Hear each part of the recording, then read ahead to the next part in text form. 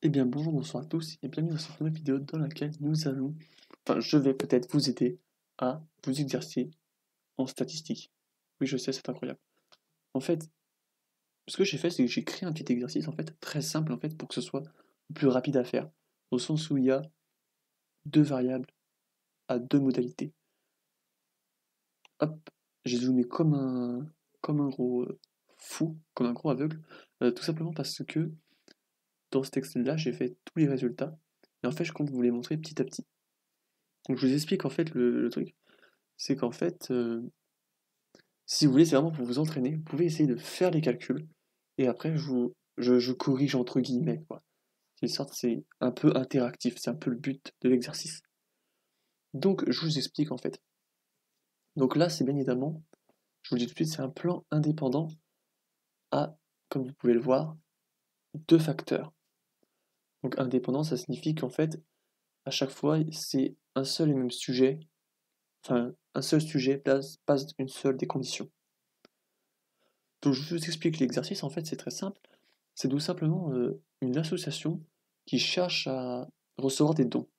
Donc pour ça, elle va aux environs de supermarchés. Donc au moment où elle veut récolter ses dons, il y a un certain temps à ce moment-là, donc soit le climat est pluvieux, soit il est ensoleillé. Donc là on a la variable A avec les modalités pluvieux ou ensoleillé. Ensuite, le sujet qui participe à l'association pour avoir les dons peut décider de soit s'installer à l'extérieur, soit de s'installer à l'intérieur. Et donc là, on a encore deux modalités, lieu d'installation, extérieur, intérieur. Alors donc ce qu'on va faire, ce que je vous demande en fait déjà, là, c'est ce que je vous propose de faire, après je ferai la correction, je vous oblige à rien de toute manière, c'est de faire le plan, et vu que c'est un plan indépendant à deux facteurs, d'aussi faire les hypothèses statistiques. Donc je vous dis juste le nom des variables. Donc là, on a la variable climat, ce sera la variable A. Et là, on a la variable lieu d'installation, qui est la variable B. Voilà. Donc en fait, ce que je vais faire, c'est que je vais mettre en pause, je vais me déplacer, pour que vous voyez le moins possible en fait. Et de cette façon, vous pouvez à tout moment recliquer sur la vidéo si vous avez fini cette petite partie de l'exercice. Et me revoilà, j'espère que vous jouez le jeu, comme ça peut permettre de bien vous entraîner. Et donc là, je vais vous afficher les hypothèses statistiques et bien évidemment le plan, et je vais vous expliquer pourquoi. Alors le plan, voilà à quoi il ressemble. Pourquoi? Simplement parce que ce qu'on a vu, à travers le petit tableau que je vous ai mis, c'est qu'on a 4 observations par, euh, par condition. Donc on a, par exemple, pluvieux plus intérieur, pluvieux plus extérieur, ensoleillé plus intérieur et ensoleillé plus extérieur. Donc dans ces 4 conditions, à chaque fois, il n'y a que 4 sujets. Donc, d'où le S4. 4 sujets, 4 observations. Par modalité, en fait, tout simplement. Donc le A2, le A, ça représente euh, la variable climat. 2, c'est le nombre de modalités, ensoleillé ou pluvieux. Et à ça, on vient ajouter la deuxième variable, la variable lieu d'installation, qui a aussi deux modalités, intérieur-extérieur. Les, les petites flèches indiquent en fait qu'il s'agit d'un plan emboîté, au sens où chaque sujet ne fait qu'une seule fois chaque condition. Autrement dit, 4 fois 2 fois 2, il y a au total 16 observations, ou 16 sujets. C'est exactement la même chose, uniquement pour un plan indépendant. Donc on a aussi les hypothèses. H0, c'est simplement quand on vient dire qu'il n'y a pas d'effet en fait. Et H1, c'est au contraire lorsqu'on vient poser l'hypothèse qu'il y a un effet. Donc pour la variable A, on va dire qu'il n'y a pas d'effet du climat sur les dons reçus. Donc oui, les dons reçus, c'est la variable dépendante. H1, c'est au contraire, on va dire qu'il y a un effet du climat sur les dons reçus. Et on fait pareil pour la variable B, en remplaçant climat par lieu d'installation, tout simplement. Et pour finir, pour l'interaction, on dit simplement qu'il n'y a pas d'interaction entre le climat et le lieu d'installation sur les dons reçus, et on dit qu'il y en a une pour H1.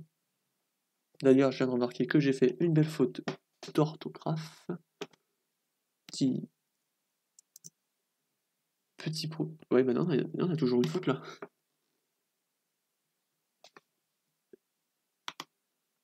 Hop, voilà, fini les bêtises. Donc maintenant, ce que je vais peut-être vous demander de faire, si je vous dis en fait le plan normalement qu'on doit faire. Donc maintenant, ce qu'il faut faire en fait, c'est calculs, les calculs primaires. Donc en fait, ce qu'il faut calculer, c'est les MAB, donc en fait les moyennes de chaque case, les MA, les MB et la grosse moyenne. Donc je mets en pause et recliquez sur la vidéo au moment où vous pensez avoir fini, ou à moins que vous ne saviez absolument pas comment faire. Alors nous y sommes, petite correction entre guillemets. Donc ce qu'on fait, c'est qu'on fait les colonnes de chaque valeur. Donc là, 1, B1, c'est... Je me déplace. Désolé, j'espère que ça va pas vous faire vomir. 1, B1, c'est pluvieux extérieur. 1, B2, c'est pluvieux intérieur. A2, B1, c'est ensoleillé extérieur. Et A2, B1, c'est ensoleillé intérieur. Donc là, pour calculer les MAB, donc là j'ai mis M, mais c'est plus MAB, je me suis trompé. On fait tout simplement la somme des observations, donc des X qu'on peut aussi appeler, et on divise par le nombre de sujets, 4. Ce qui nous fait ici une moyenne de 8,5 pour la condition pluvieux plus extérieur, 19,5 pour pluvieux plus intérieur, 29 pour pour ensoleillé plus extérieur, et 12,75 pour ensoleillé plus intérieur. Faut vraiment pas s'en mêler. C'est pour j'ai écrit 1, B1, B1, B2 et tout ça, alors que finalement j'aurais peut-être pu l'écrire autrement, quoi. Et donc à partir de ces 4 premiers calculs, on peut déjà faire un petit graphique qui va venir nous donner des informations sur l'interaction. C'est une sorte de spoil en fait. Et le voici ce petit graphique, je vais vous l'expliquer tout de suite. En fait ici, sur l'axe des abscisses, on met pluvieux ou ensoleillé. Donc pluie, soleil. Et ensuite, ici, c'est tout simplement la valeur de la moyenne en ordonnée. Et là, on va mettre les différentes valeurs trouvées. Par exemple, pluvieux plus extérieur, on va le mettre ici. Et c'est le petit 8,5 qu'on a. 8,5, c'est bien ça? 8,5, oui. Hop. Maintenant, pour soleil plus extérieur, de cette façon, on va pouvoir faire une droite. Soleil plus extérieur, on tombe sur 29. Donc là, on voit l'augmentation. En fait, autrement dit, on a une bien meilleure moyenne quand il y a du soleil et qu'on est en extérieur que quand il y a de la pluie et qu'on est en extérieur. Ça paraît logique, les gens n'ont pas trop envie de rester la gueule dehors pour donner 5 euros. Donc maintenant, on a la partie intérieure, on va faire exactement la même chose. Pluie plus intérieur, qu'on peut mettre ici, qui sera donc égal à 19,5, il me semble, et soleil intérieur qui est égal à 12,75, qu'on va mettre ici. Et là, ce qu'on observe, qu'est-ce qu'on observe? On observe que les deux droites se croisent. Et ça, c'est un indicateur d'une future interaction. La question qu'on peut se poser, c'est est-elle significative? Et c'est ce qu'on va répondre. Enfin, c'est ce qu'on a pour but de répondre dans l'exercice d'ANOVA, en particulier avec la somme des carrés, le carré moyen d'interaction, donc AB, autrement dit. Et donc, on a fait aussi les moyennes de A1, A2, B1, B2. Pour MA1, par exemple, en fait, on fait la moyenne de chaque valeur où il y a A1 à l'intérieur, en fait. Donc, typiquement, ici, on prend ces 8 valeurs, tout simplement parce qu'il y a la condition 1 à l'intérieur. Donc, la moyenne de ces 8 valeurs est égale à 14. Et pareil pour le reste, par exemple, MB1, on va prendre chaque valeur qui appartenait à une condition où il y avait B1 à l'intérieur. Donc là, ici, ces 4 valeurs-là et ces 4 valeurs-là. Ce qui nous fait une moyenne de 18,75. Donc autrement dit, en moyenne, quand il fait B1, c'est quoi déjà? B1, c'est quoi? B1, c'est quand on est en extérieur, oui. Donc en moyenne, lorsque l'association est en extérieur, si on ne prend pas en compte le climat, ils auront 18,75. Bon, après, on peut imaginer que c'est en centaines d'euros, si ça peut faire plaisir. 18, ça fait 1875 euros. Je sais pas si c'est beaucoup. Pour moi, c'est beaucoup. Et donc, bien évidemment, on a le grand M, qui est tout simplement la moyenne de toutes les valeurs qu'on vient diviser par le nombre total d'observations. Le grand N, qui est ici, égal à 16. Il y a 16 observations. Ce qui nous fait une petite moyenne, une petite grande moyenne en fait, de 17,44. Donc à partir de ces premiers calculs, nous allons pouvoir passer à la somme des carrés. Donc on a la somme des carrés. Hop, vous savez quoi? Ça va être plus simple comme ça. Hop, on va même le virer vu que je vous l'ai montré, c'est bon, hop. On va pouvoir calculer les différentes sommes des carrés. Ici, j'espère que vous voyez bien, j'ai un petit peu zoomé, comme ça, ce sera plus clair. À moins que ce soit juste l'image qui soit de mauvaise qualité. Et donc en fait, voici les différents calculs. Voilà. Si vous ne les avez pas notés, je vous les laisse, bien évidemment. Enfin, vous pouvez les noter quoi si vous voulez. Et donc je vais vous laisser faire ces calculs. Et puis je vais venir mettre en arrêt, voilà, venir déplacer tout simplement le tableau Excel et venir vous expliquer les résultats trouvés. Comme d'habitude quoi. Et me revoilà pour la suite. Je me suis trompé. Hop. Et donc, ce que j'ai trouvé en arrondissant, c'est une somme des carrés inter pour la variable A de 189,1, une somme des carrés inter pour la variable B de 27,5, une somme des carrés de l'interaction égale à 742,6, une erreur égale à 148,75, et une somme des carrés totale égale à 1107, j'ai pas arrondi, ,9.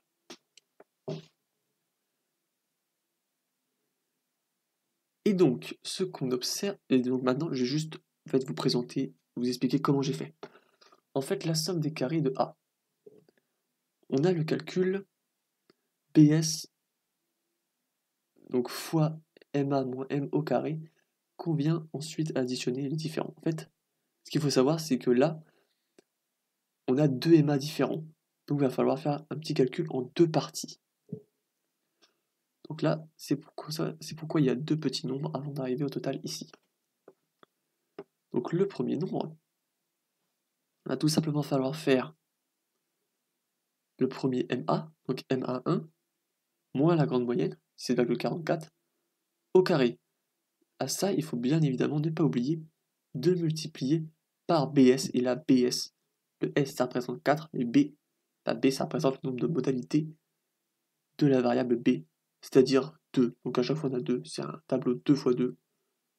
Donc à chaque fois, le nombre de modalités A et B, ça vaudra 2 à chaque fois. Donc c'est pour ça qu'en fait, ici, ce qui se passe en fait, c'est qu'on fait le 8, donc 2 fois 4, on fait le 8 fois, on ouvre la parenthèse, le petit 14, moins le 17,44, et on met ça au carré. Deuxième calcul, c'est exactement la même chose, sauf qu'on fait avec MA2, 20,875. On additionne les deux sommes, enfin on additionne les deux petits calculs intermédiaires, et on obtient 189,1. Pour la somme des carrés de B, c'est exactement la même chose, sauf qu'à la place de BS, il s'agit de AS. Et comme je l'ai dit, on a un tableau 2 x 2, donc le A a deux modalités, donc ce petit A vaudra toujours 2, dans cet exercice du moins.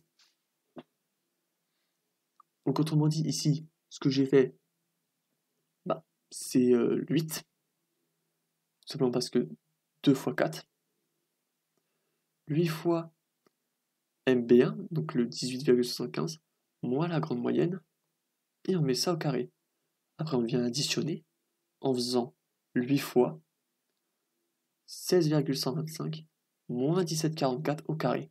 Et ça nous fait une petite somme des carrés 1 tiers pour la variable b de 27,5. Donc on voit déjà bien une différence, une bonne différence de somme des carrés. Et ça peut déjà signifier quelque chose en fait. Ça signifie qu'en fait, peu importe en fait les sommes des carrés de b, c'est-à-dire que quoi qu'on fasse, peu importe la modalité, on est proche de la moyenne en fait. Alors que là ici, selon la modalité, on s'éloigne beaucoup de la moyenne. C'est un peu ça que la somme des carrés A et B peuvent permettre de dire. Donc là, on voit qu'on a 27,5, et on comprend bien visuellement, avec le 1875 et le 1625, on se rend compte en fait qu'on soit en intérieur ou en extérieur, alors on est proche de la grande moyenne, alors qu'ici, il y a beaucoup plus d'écart. Donc maintenant, le calcul de l'interaction, pardon. Alors là, c'est le petit calcul un peu plus compliqué, je dois l'admettre. On doit faire S, donc le S, toujours 4 sujets par condition, fois MAB moins MA moins MB plus M au carré, et on vient sommer les 4 parce qu'il y aura un somme de MA1B1 à MA2B2. Donc tout simplement, par exemple, pour le premier, ce que j'ai fait, c'est 4 fois, on prend MA1B1, 8,5, moins MA1, 14, moins MB1, 1875, plus grand M, 744, et ces 4 valeurs qu'on vient de soustraire et d'additionner, donc 8,5, moins 14, moins 1875, plus 1744, tout ça, on le met au carré.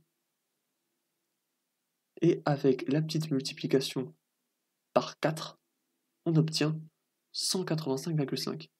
J'ai fait la même chose en changeant uniquement en fait les valeurs pour les 3 autres, et on obtient un total de 742,6. Donc par exemple, pour le 29 à 2B1, on fait 4 fois, donc la parenthèse, 29, moins la moyenne d'A2, 20,875, moins la moyenne de B1, 18,75, seulement parce que c'est A de B1, et plus la grande moyenne, 17,44, et on met ça au carré, et on obtient 185,8. Donc on a aussi l'erreur. Donc là l'erreur, simplement x moins MAB au carré. Donc en fait ce qu'il faut faire, c'est regarder l'écart par rapport à la moyenne, la petite moyenne MAB, la moyenne en fait de la condition. Donc là ce qu'il faut faire typiquement, c'est 12 moins 8,5 au carré. Et ça nous fait un petit 12,25. Juste ici, le 12,25. On peut faire 9 moins 8,5 au carré. Et ça, forcément, ça fait 0,25 parce qu'on est bien évidemment tout près de la moyenne. On fait ça pour chaque condition. Par exemple, pour le A2B1, on fait 28 moins 29 au carré, 30 moins 29 au carré, 35 moins 29 au carré, 23 moins 29 au carré. On additionne tout ça. Et ça nous fait, voilà, ça nous fait un total, si on fait toutes les conditions, toutes les 16 observations, ça nous fait un petit 148,75. J'espère que c'est clair en vrai. Parce que je sais pas, j'ai aucune idée de mes capacités pédagogiques, quoi. Et pour finir, on a la somme des cas totales où il suffit de faire x moins m au carré. Quel m? Parce qu'il y a plein de m, des m partout. Mais là, c'est le grand M, tout simplement. Et le grand M, c'est toujours ce grand M là qu'on fait. Donc typiquement, je viens de vous spoil, je suis désolé. J'espère que vous n'avez pas regardé. Vous n'avez pas eu le temps de voir. Typiquement ici, par exemple, pour la première valeur, ce qu'on fait, c'est 12 moins 17,44 au carré. Voilà. Après, par exemple, ici, on fait 30 moins 17,44 au carré. Ce qui nous fait un petit 157,7536. Là, je sais pas arrondi. Et on fait la somme de tous ce bitonio. Et si on arrondit bien, on obtient un score une somme d'écart totale autour de 1108. Voilà. Et donc là, pour tester si on a bon, en fait, ce qu'on peut faire, c'est faire une petite soustraction. On prend la somme d'écart totale et on lui soustrait les 4 autres sommes des carrés. Typiquement, on fait, pour ma part, j'ai fait 1107,9376. moins 148,75, moins 742,6, moins 27,5, moins 189,1. Et ça me fait un petit résultat de moins 0,0124. Et là, on se rend compte que si j'aurais arrondi, à 1108, on obtenait 0. Donc en fait, j'ai bon, en fait, si j'arrondis, j'ai bon. Le but, tout simplement, c'est d'obtenir 0 parce que la somme des carrés totales doit être égale aux 4 autres sommes des carrés, tout simplement. Donc le but, quand on fait cette soustraction, c'est d'avoir 0. 0 égale pas d'erreur, tout simplement. Alors maintenant, on va faire les DL. Les DDL, ce serait bon, la partie la plus simple. Mais je vais quand même faire une petite pause, faire un petit arrêt, et, bah, venir vous expliquer par la suite. Alors finalement, ce qu'il faut savoir, c'est que j'ai aussi fait la somme des... Enfin, j'ai aussi fait les carrés moyens. Voilà. Donc, je vous mets juste les formules là. Voilà. TTL, carré moyen. Et sur ce, maintenant, on passe à la correction. Enfin, la correction. J'aime pas dire correction parce que je suis pas prof ou quoi. C'est juste une sorte de... Bah, pour voir si vous avez eu bon, quoi. J'aime pas trop mon correction, je sais pas, j'aime pas. Du coup, pour le DDL, de la variable A qui sera égal à A-1 et donc égal à 2-1 parce qu'il y a deux modalités. Toujours A et B c'est toujours égal à 2, donc c'est égal à 1. La variable B, B-1, 2-1 égale à 1. AB, là, je sais que ce calcul peut faire un peu peur, mais en fait, ce qu'il dit, c'est que ça fait 2 fois 1 fois 2 fois 1. Et d'ailleurs, je me suis trompé parce que c'est pas des fois, c'est des moins.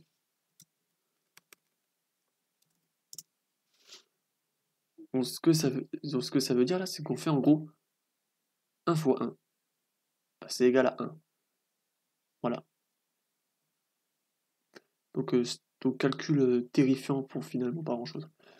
Et pour finir, on a le DDL, donc le degré de liberté de l'erreur, qu'on note bien comme ça pour un modèle en plan emboîté.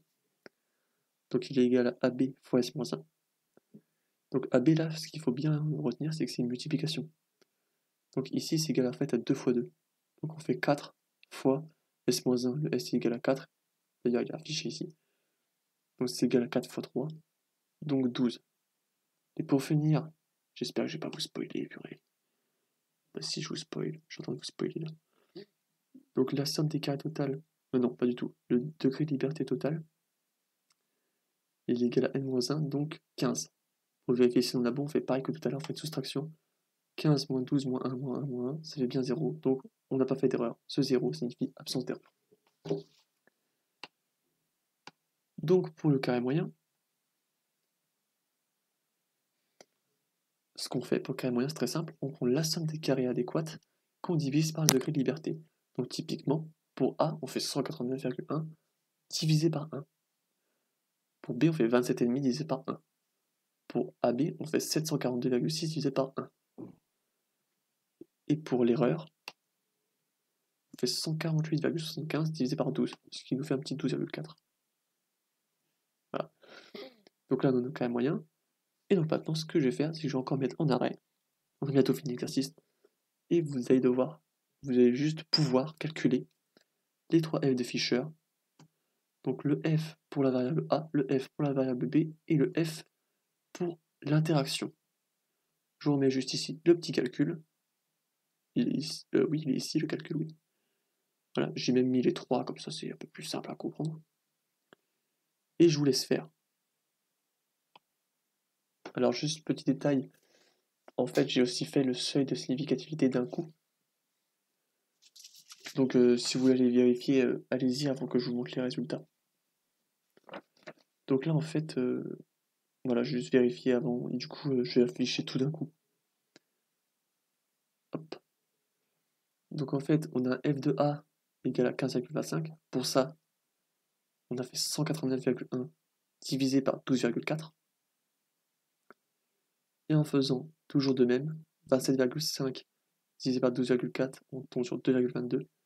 Et en faisant 742,6 divisé par 12,4, on obtient un très bel élève de 59,89. Alors maintenant j'ai fait le seuil de significativité. Pour ça j'utilise la table de Fisher. Et ce qu'il faut savoir, c'est qu'il faut utiliser les degrés de liberté. Donc le 1, ça représente le degré de liberté de A, B et AB. Voilà, les trois sont égales à 1. Et le 12 représente le degré de liberté de l'erreur 12. Voilà. Donc sur la table, on utilise ce petit outil. Donc je rappelle, l'inter, c'est les colonnes. Et l'intra, donc l'erreur, autrement dit, c'est les lignes. Donc en fait, on cherche colonne 1 et ligne 12. Et ce que j'ai trouvé en prenant colonne 1, ligne 12, c'est un seuil de significativité de 4,75 pour un P inférieur à 0,05 et de 9,33 pour un P inférieur à 0,01, un alpha 0,01. Donc ce qu'on observe ici, très simplement, c'est que on a une variable A qui, enfin f de A, qui dépasse largement le seuil de significativité, que ce soit pour P en 0,05 ou P en 0,01. Évidemment, ce qui est plus important à noter pour l'interprétation, c'est le plus petit p dépassé. Donc là, on a dépassé p en 0,01. Pour le petit f de la variable b, on n'obtient que 2,22 et on voit bien qu'on ne dépasse pas le seuil de significativité. Pour le seuil AB, ce qu'on observe encore une fois, comme pour A, c'est qu'on dépasse bien évidemment les deux seuils de significativité, pardon. Et là, on dépasse de très loin le alpha 0,01. Donc après ces résultats, hop, je vous laisse interpréter et voilà, je vous expliquerai l'interprétation et aussi les conclusions. Voilà, dernière partie de cette petit exercice. J'espère qu'il vous aura été utile. Hop. Bon voilà, dernière partie de l'exercice. Interprétation et conclusion. Donc pour interpréter, voilà les phrases que j'ai mis. Alors j'ai mis qu'on rejetait H0 au seuil P inférieur à 0,01 pour la variable indépendante climat. Alors la question que je pose, c'est est-ce que le P, on peut le remplacer par alpha? Ça, je ne sais pas, mais je mets P. Donc là, pour la variable B, j'ai mis qu'on tolérait H0 pour la variable lieu d'installation. Donc la variable lieu d'installation, c'est la variable B, intérieur ou extérieur. Et pour finir, pour ce qui est de l'interaction, j'ai mis qu'on rejetait H0 au seuil P.01 pour l'interaction du climat et du lieu d'installation sur les dons reçus. Et à partir de ça, on peut faire les conclusions. Donc on voit qu'il y a un effet du climat sur les dons reçus, un effet significatif si vous préférez l'écrire. Mais le but de Nova, c'est de bien prouver que c'est significatif. Il n'y a pas d'effet du lieu d'installation sur les dons reçus. Et il y a une interaction entre le climat et le lieu d'installation sur les dons. Et donc ça, en fait, on peut après donner une orientation. Autrement dit, quel climat est le plus... quel climat apporte du plus à la VD, autrement dit, donc quel climat permet d'avoir plus de dons. Grâce au petit graphique que je vous ai montré tout à l'heure au début de la vidéo. Mais on peut s'en servir, on peut juste utiliser les petits MA en fait, petits MAB. Donc ce qu'on observe en fait, là, c'est quand il... qu'est-ce que je regarde? Ok, M1 c'est quand il pleut et M2 c'est quand il fait ensoleillé. Donc là ce qu'on observe c'est qu'en fait, on peut préciser ça en conclusion, c'est que on aura plus de dons par temps ensoleillé. Voilà. On ne pourra pas dire qu'on a plus de dons quand on est en extérieur, tout simplement parce qu'il n'y a pas de différence significative. Comme on l'a vu tout à l'heure, il n'y a pas d'effet. Et donc l'interaction, on peut aussi la décrire en fait